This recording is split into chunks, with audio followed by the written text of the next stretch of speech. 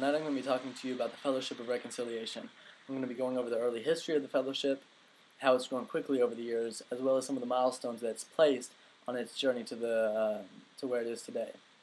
The Fellowship had started in 1914. World War I was just around the corner, and a group of Christians from all over Europe with different denominational affiliations met in Switzerland to try and come across a nonviolent resolution to the conflict. Unfortunately, the war spread too quickly and forced them all to return to their homes. It was not a total bust, however, because there were two men, an English Quaker by the name of Henry Hodgkin and a German Lutheran who went by the name of Frederick Sigmund Schultz. These two men made a pact or promise to each other that regardless of what their two countries did and where they stood, they, as Christians, could never be at war with each other. They also promised that they would let the perfect love of their Savior, Jesus Christ, shine through them into everyone that they contacted. Henry Hodgkin took this pact very seriously, and the following year, or not the following year, later that year, he organized a conference at Cambridge. This conference was attended by over 100 Christians from all over Europe, again, with different denominational affiliations. This conference, however, was much more successful in that it was able to create a fellowship called the Fellowship of Reconciliation. This was a nonviolent, a pacifistic organization, which was set up to follow a set of principles, which they called the basis. The basis, the idea behind the basis is that Jesus came down and showed perfect love to everyone, and was here to save the world in that manner, and that therefore, as Christians, it is the believer's job to live a life of perfect love and nonviolence, and spread that to others in order to create a peaceful world order. The idea stuck and spread quickly, and for its early days, it was mainly aiding conscientious objectors in the United Kingdom's armed forces. It was aiding them in making the decision to become conscientious objectors, as well as dealing with the consequences, which could include jail time. As the idea behind the fellowship grew, so did the fellowship, and it began to spread. And in 1915, a branch was created in the United States. The United States branch, it was similar to the United Kingdom, but it was not a Christian organization. It was based on, you could argue, Christian values, but it had members, Buddhist members, Jewish members, members that may not have even had a religious affiliation at all. Again, this just continued to grow quickly, and it spread and it stuck. Support for the fellowship waxed and waned, and this had to do with several factors.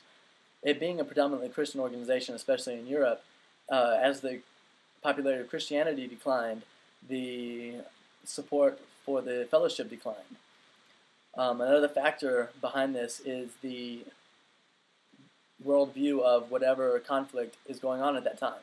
For example, World War II came, and obviously the fellowship stood against it, but many people thought World War II had a moral basis was morally justified, because it brought down Hitler and the Nazis. So this caused the fellowship to lose some support. But then on the other hand, when we look at the Cold War, people didn't see a good outcome coming from that at all. And so they were quick to jump on board with the fellowship and support their stance against the Cold War. The fellowship has been involved in all sorts of things over the years since its foundation, all sorts of pacifistic organizations, and these organizations have spread, and different branches of the fellowship have spread across the world to where they are now represented in 40 countries and every continent in the world. They're a really big organization. Some of the things that the fellowship has helped with, has taken part in, we can look at the World War. It created what we now know in America as the ACLU, or helped create, and this was done to aid the conscientious objectors and make sure that their rights as Americans were protected. The fellowship had a good relationship with Martin Luther King Jr. It took part in his bus boycotts and his nonviolent protesting of segregation in America. They even published a full-color comic book in his honor after he passed, and this sold hundreds of thousands of copies. They were involved in, as I said, the Second World War. They had members all over the world housing and protecting refugees from the Nazi regime, and they also were very vocal against and did any little thing that they could do to keep the Japanese Americans out of the internment camps. Another example of what they did was in the Cold War. They kicked off programs to educate and try and calm the extreme tension between the two countries, between the U.S. and the USSR, and they also helped kick off reconciliation talks between the two governments. In conclusion, the Fellowship of Reconciliation has been around for a while and is still going strong. They will be around for a while. They have done their best to maintain a Christian, depending on what part of the world you're in, worldview, and they're fighting for a peaceful world order.